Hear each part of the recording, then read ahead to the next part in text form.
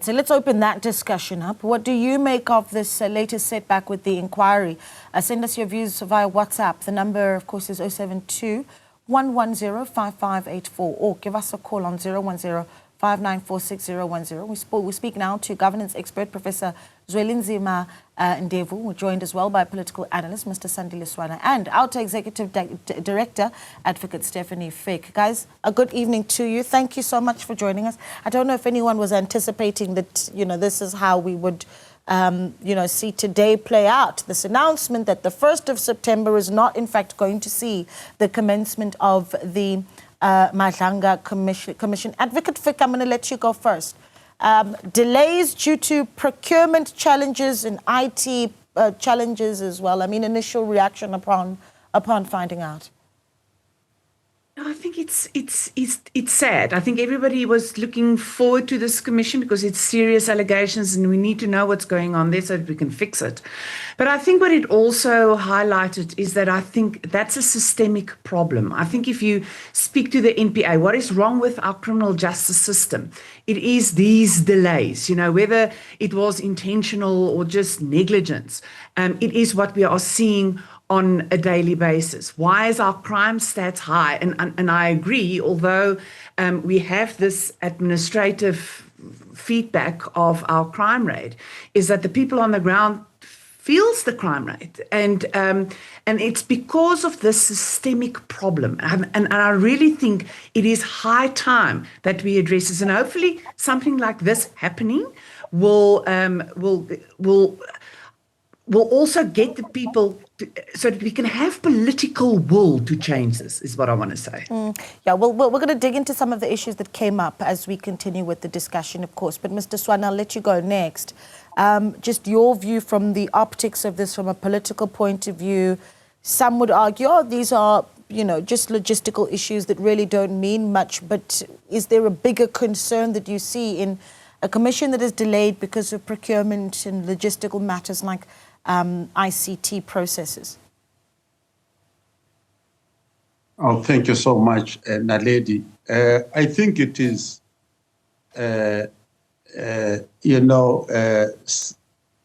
emblematic that the Minister of Justice says that it's unfair for Madlanga to publish a statement about the fact that the commission will not start on time. Is unfair to her.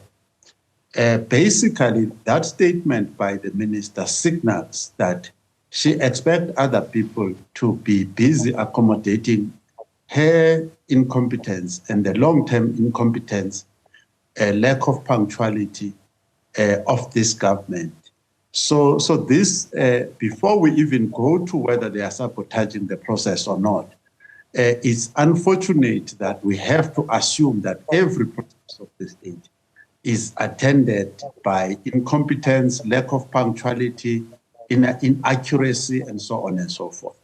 So we hope that in the process of time, this commission will not be delayed, over budget, and without proper tangible outcomes. We did hear in the briefing the minister saying that even with this delay, the budget is expected not to change. Of course, that budget, as far as we know, 147 odd million rand put aside for it. But Prof. Ndevu, what do you make of this development? And maybe you can even talk to us about the announcement that we hear that the minister saying the department's DG, Doc Mashabane, and the Deputy Director General of Information and Communication suspended as a result of these delays. I mean, what you see now from an operational point of view, what we might be seeing moving forward with the removal or suspension of these two, one would argue, incredibly important roles, Prof. Yes, good evening to you and good evening to my colleagues in the panel and good evening to your listeners. I think one would have expected with this commission dealing with such serious matters as the malfunctioning or the challenges that the police are facing, that everybody who is involved in the process of ensuring that enables this commission to function properly would put their hands on the deck and see the agency. But like in many cases, this experience is not at odds with what ordinary South Africans experience on a daily basis, with challenges of ineffectiveness or inefficiency of governments at all levels. I mean, this issue about procurement is just a sign of greater things that are happening, or lack of diligence in doing their work, colleagues doing their work as expected. I think the sweep suspension of the DG, for me, is just a symbolic act. We really need to be able to say, whether is this accountability. I don't think at this level, if the minister would say that he would have preferred not to have this in public, it is just for me not something that is sincere coming from the minister, in a sense, to say I'm dealing with this issue more effectively and efficiently. And one is a bit worried as to whether would this commission get the support that it requires to do its job, or down the line it would also struggle with doing its job. So one must start asking those questions as to whether it would then be able to do its job and deliver what is expected, or South Africans would have a clearer picture of what is happening in the police with this commission. Yeah, Advocate, with these delays, do you believe that we are able to say that that there's confidence that the estimated budget for the inquiry will remain the same? I mean, I'm keen to hear what you think, what you foresee as probably hindrances to that budget possibly changing moving forward. That's the first one. And I still want to double up on the question that I did ask to Prof. Ndevu about the placement of these two officials, the DG and the DDG for ICT, on suspension, what that does from an operational point of view in the Department of Justice. It also isn't lost on us that we've got a commission that's taking place on the back of a police minister who was also on suspension, a word we're hearing a lot lately, it seems. Yeah, we have a bit of a, I won't say crisis, but I do think that there is some storms brewing and political storms, that is. But how does that impact, the functioning on the ground? And this is what we're seeing. Whether the two people that was put on suspension are they being made scapegoats for maybe a minister that's not, properly doing her job? Is it fair? Well, hopefully a disciplinary process will, sort that out, and we'll get to what happened there. But with regards to the commission, I am not convinced that that budget will stay the budget. The commission has got an enormous task, and a very important task. And I think the public is looking towards this commission, because we just came out of the State Capture Commission that cost us an enormous amount of money. And I do not know whether we feel as the people that, the impact of that commission. Hard work was done, but, are people being held accountable? The NPA is behind with prosecutions. The police are struggling with investigations. So here we have a commission, here we have a person that, went to public with serious allegations, which can have enormous impact on our criminal justice system. And so the commission is important. So no, I have no illusions that we will keep to the budget. I think if they can, it would be brilliant.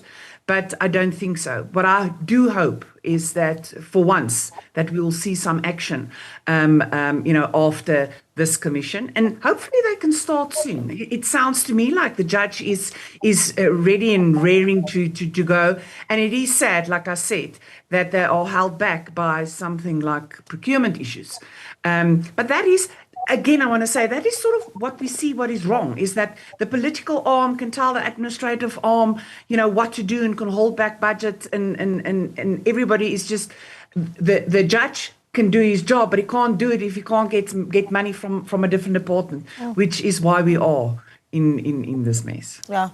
We're going to take some calls as well as we continue to hear from our panel this evening. So the number to call 010-594-6010. Let's hear from our viewers as well. Ibrahim is calling in Richards Bay. Ibrahim, good evening and thank you for calling. Hi, good evening to Naledi and good evening to your panelists. Thank you for calling. Go ahead. Yes, and Naledi, this is very disappointing to hear the postponement of this what you call important inquiry commission. and I'm sure to most of us as South Africans as well, because we are just actually looking forward to this particular commission to obviously to kick off. Now, what we see here, we see this as nothing but just another what you call a dirty trick, deliberately delaying this commission by the ruling party and the government. Obviously to protect their own, and in particularly the president, because the president is the first respondent to this particular, but actually is the first accused. Because let me tell you why I say this. The reason I say this, because the security cluster, he gets a report of security cluster in daily basis. One analyst, I remember at one of your shows, and one of the, what you call the channels shows, one of the analysts was actually going to say, and correctly so, saying that the president, he gave a report on daily basis by the security cluster, all right, with regards to such matters. So for him to say that, I'm just trying to give you a picture as to where I'm saying this. Yeah. The president is the first respondent. Yes, I hear you. Yeah, because the president, upon the cancellation or the withdrawal of that, what you call the political The political killings, yes. Yes, correct. So the president would have been naive or stupid for anybody to actually believe the president to say that he didn't know about the cancellation or of that particular what you call task. Okay. Yeah. So So now that the commission is going to take place, just before I briefly, Ibrahim, yes. Yeah, I'm saying the ruling party knows very well that the president is supposed to be called upon to respond, to find out as to how much he knew about this whole shenanigans that has been going on in our security cluster. All right, Ibrahim, I'm going to leave it there. That point is made very clearly, and I will get a response as well from our guests on the other side of this short break to some of the points that are made by Ibrahim, and send in your WhatsApps as well. The Madlanga Commission delayed and will not commence on the 1st of September due to some logistical challenges. Talk more after this. Welcome back. We continue to talk about the delays that were announced today, of course, in the Madlanga Commission. It was intended to kick off on the 1st of September, but we hear now that thanks to challenges such as ICT infrastructure, but also the buildings, the location of where the procurement process around the building where the commission would take place, also part of the concern there. So we await a date as to when the Madlanga Commission that investigates allegations into graft in the SAPS will kick off. Much anticipated, as you can imagine. We take a look at some of the WhatsApps from our viewers. Let's bring those up on the screen. V says, this is so unfortunate. South Africans don't have trust in these commissions after the Zondo Commission failed to bear fruits. Hence, MPs took the ad hoc route. V, thank you so much for that contribution. Sanjay from the FBI Foundation says, hi, Naledi, I think if we get rid of the entire NPA, a lot will change. Okay, Sanjay, thanks for that contribution. Sansa says, all those who are guilty must be brought forward and be dealt with accordingly, because Lieutenant General Mkonazi has given them the hint. Sansa, thanks for that. Temba says, good evening, lady. I won't be surprised if Ramaphosa decides to make another commission to probe the misuse in funds in the very same commission of Madlanga, because corruption is now becoming a culture in our government. Temba, what a point of view. Thank you for that. But this one, let me let you take over here. There was a caller earlier, Ibrahim, who talked about the mistrust at a moment like this. Again, the allegations by Mkhwanazi, incredibly explosive and reached to the higher echelons of our criminal justice system. And then the Justice Department saying we've got a delay in the kicking off of the commission. And he talks about the president. And I wonder, when I heard that, what is top of mind for the president at a time like this? If you were a fly on that wall, what you would imagine is happening in his office, Mr. Swana, what he needs to be considering at a time like this, and just, again, politically, what this does to the trust the South African has in the system. Thank you. Ibrahim makes a fair comment. The cancellation of the task team into political killings by the Minister of Police, Mkhunu, the president should have known about that. And that particular one is so important for our constitutional democracy. You cannot have constitutional democracy and political killings at the same time. Those two ideas are incompatible. That is why we asked the National Party to leave government before, because they were doing exactly that, having political killings in South Africa whilst there's a government in place. The president, unfortunately, has chosen to run this commission. He could have used other avenues to deal with this issue. Now the commission is refusing to start at the moment.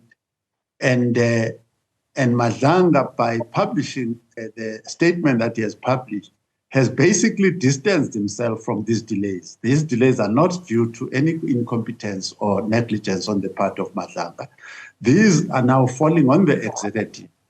And the executive, if you listen to the Minister of Justice, is trying to sort of cover up one way or the other, and so on and so forth. So President Ramaphosa is under extreme political pressure. You've heard people such as the EFF asking Madlanga to resign completely from the process. We're still going to hear the DA and others what they are going to say. So this is going to raise political pressure tremendously on the part of the state president. Prof. Ndevu, what do you make of that very same question? Mr. Swana saying this puts political pressure on the president, considering just how much urgency there is from many South Africans to see this commission kick off.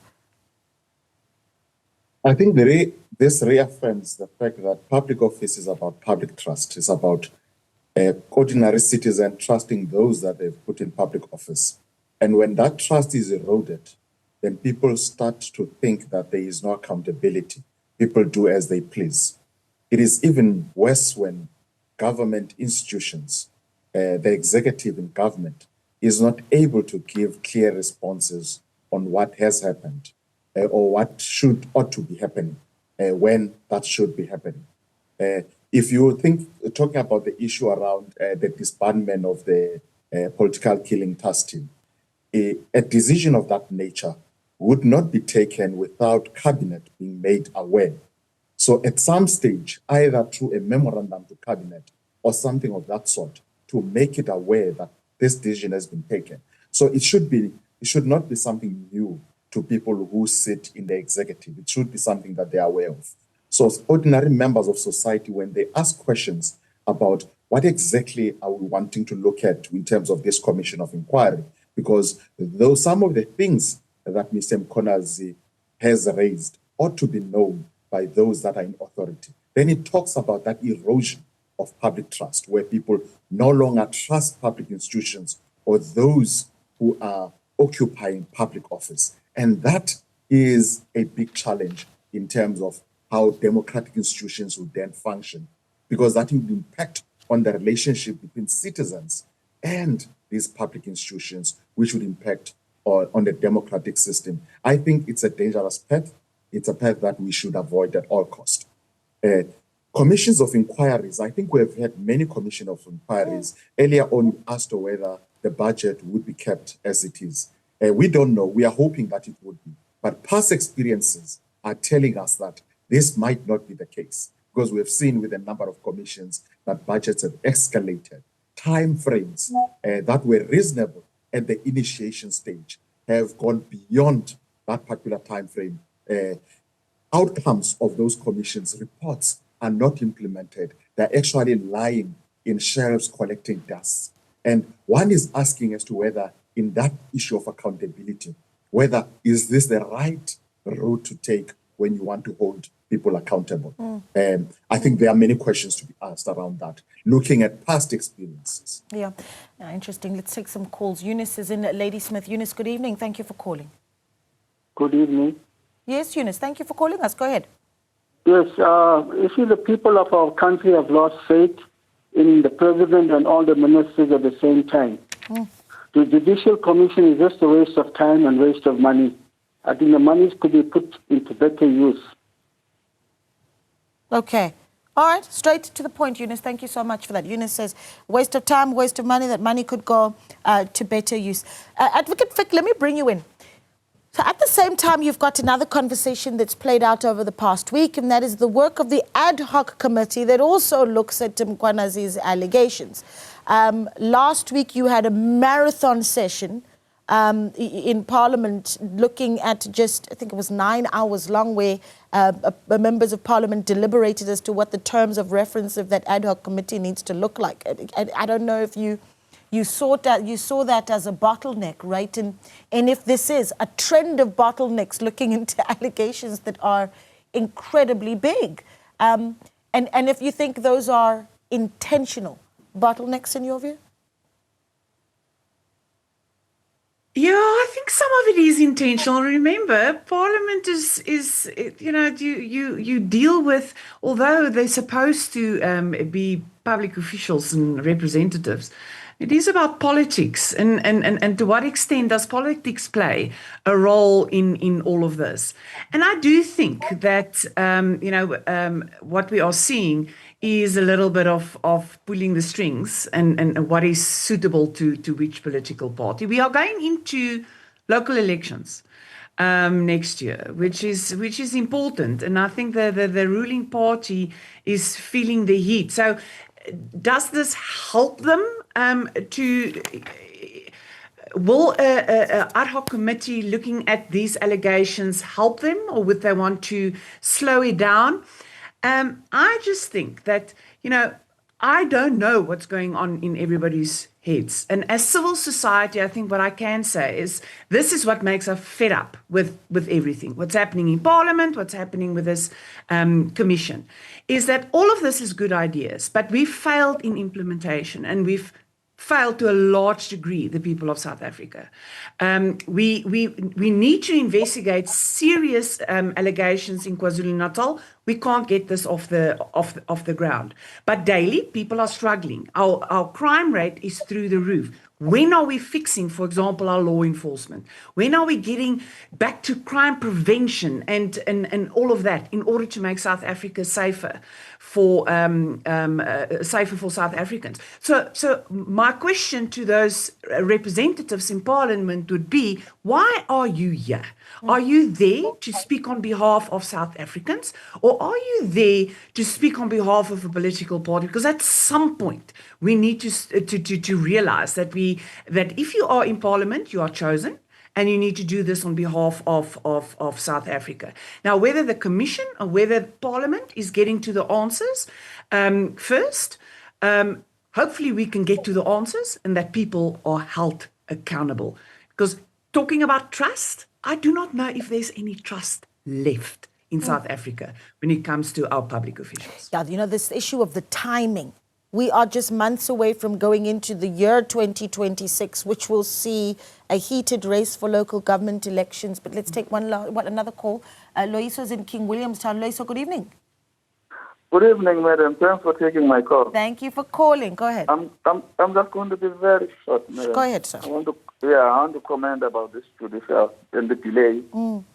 My question is, why can't they use the same venue that was used by Judge Benenge or Justice Zonda? Why can't they use either of the two venues? The guy who has been suspended is just a fall guy, All right. Otherwise, there's a lot that is going to come out of this. And the politicians being politicians, they're politicking. Yeah. So, Loiso, that's an interesting question. They want to behave as if they are doing something, whereas they are doing nothing. Okay, so you'd remember, Loiso, that with the Zondo Commission, for instance, that venue was privately owned, and what we heard from the Justice Minister today in that press briefing as well was that they really wanted to use some of the infrastructure that they have in-house in government to be able to bring down costs. But I'll give that question to one of our guests a little bit later as well, because I think it is an important one. But Mr. Swana, let's go back to the point that was made earlier by Advocate Fig. Look at the timing of this. We're getting closer and closer to 2026, the local government elections, just not long after we had the briefing by the Justice Minister. And I'm not going to act like those two things are together. But not long after the briefing by the Justice Minister, you had the Secretary General of the ANC holding a press briefing wherein he talked about how the ANC intends to have yet another sitting to within its leadership structures to really have a focus on local government and leadership at local government. Obviously, this is preparing for 2026. This is not going to be an easy thing for the ANC to do in the months that come, especially with the cloud of the Madlanga Commission. Do you feel that going to be a big challenge for the ANC and perhaps other political parties? It's not zoned in on just one. Absolutely. The issue, as some of the research shows, is that actually the decampaigning, a negative campaign against a particular political party, has more a negative effect than a positive campaign. So if people start campaigning against you, criticizing you, that is more effective than the positive campaign you launch yourself.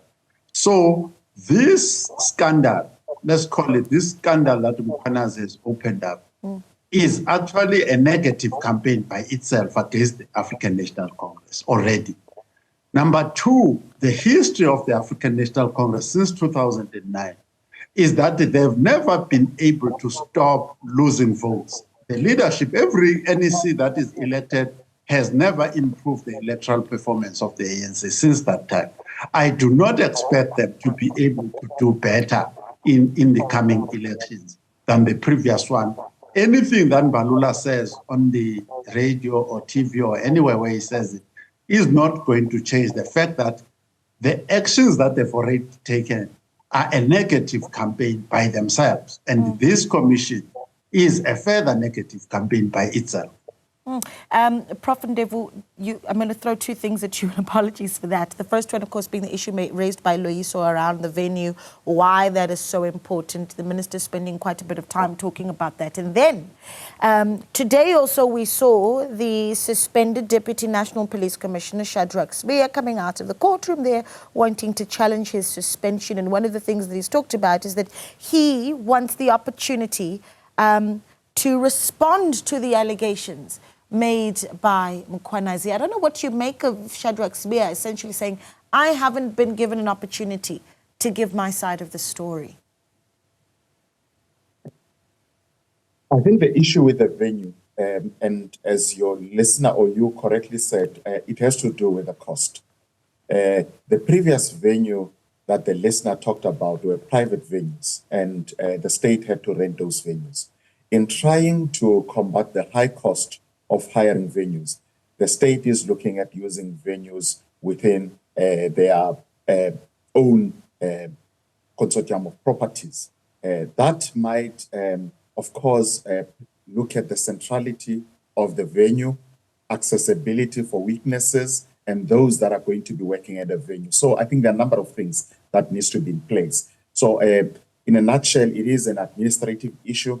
It is something that needs to be thought through. And I do accept that it is not just picking any venue within the venues that are available in government, but you should look as to whether the venue is conducive or not. That is homework that could have been done way before, because we all knew when the president set up this commission that it should start its work by the 1st of September. So it is administrative lapses, or as my colleague said, it might have to do with political will that we did not get to that point. The second issue around Mr. Sibiya, I think everybody has a right to respond to any allegation that is leveled against them. But it is a platform that is important. Mr. Mkhwanazi went on a public platform and raised this allegation. There are now official platforms that have been created for people such as Mr. Sibiya who feel aggrieved, who feel that they have accusations that are leveled against them.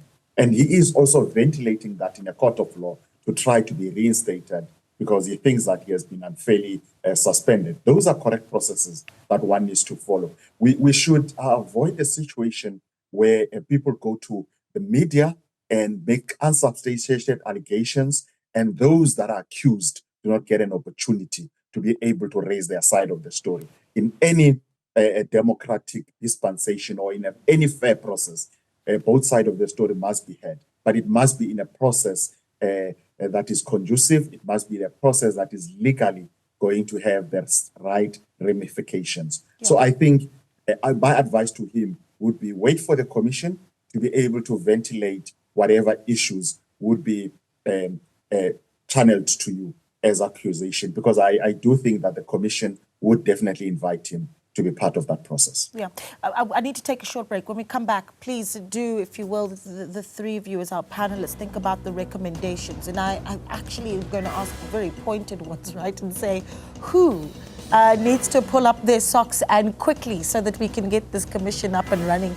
We'll get into that on the other side of this. Do stay with us. Welcome back. We wrap things up now with our panelists. We, of course, respond to the news today that the Madlanga Commission sees yet another delay to its commencement. It will not begin on the 1st of September. That's due to a few procurement challenges such as ICT infrastructure and, of course, challenges around where the commission would, of course, play out. But who needs to pull up their socks? Who needs to be corrected? Prof. Ndevu, I'll let you go first.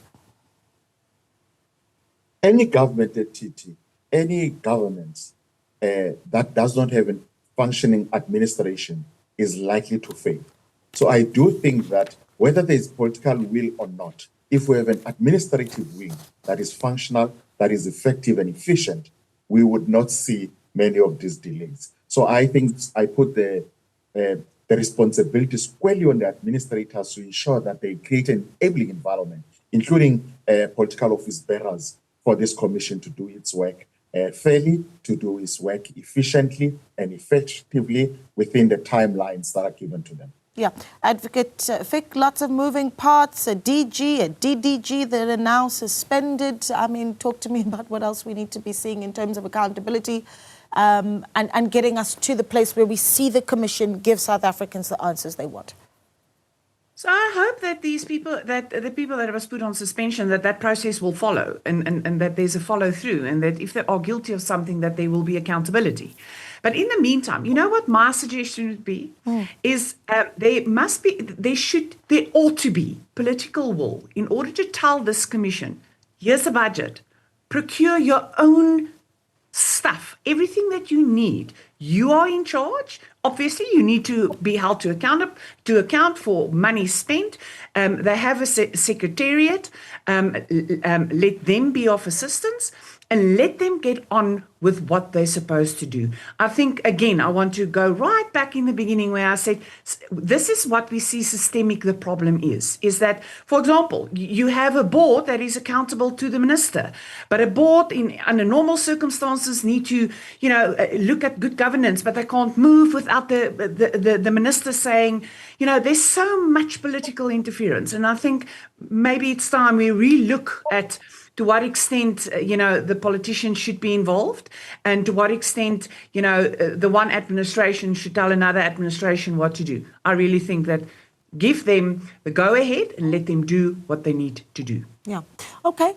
Mr. Swana, your final thoughts. Again, the longer we have delays in this commission, South Africans may very well ask themselves if we're actually going to be getting all the answers, because what could be playing out in the meantime while we wait for the commission to actually be set up in the background? Your concerns? The ad hoc committee, in Parliament, the disciplinary processes, including the suspension of Shadrack Sibiya inside the police, because there are HR processes there which include disciplinary processes. Those processes must press ahead, even regardless of the date when the commission starts. Secondly, those processes must not refer anything to the commission, because part of the bogging down of the Zondo Commission was when parliamentary committees did their work and then referred their own work to the Zondo Commission. So if you are in the ad hoc committee, make final decisions that are binding and enforceable. If you are running a disciplinary action, finalize that. And Madlanga must do whatever is not finalized and finalize it. So the last word I will say is that non-performance is a leadership issue. Ramaphosa is known for non-performance, and his cabinet up to this point has been known for non-performance for a long time. So leadership now needs to step up to the plate. Yeah. Guys, it's been such a pleasure speaking to you, and thank you so much for your insights. Of course, much interest in when and how this commission is going to play out. But thank you so much to your political analyst, Mr. Sandile Swana, Advocate Stephanie Fick, Executive Director of the organization Undoing Tax Abuse, and Professor Zwelizima Ndevu, who is, of course, a governance expert with the School of Public Leadership at Stellenbosch University.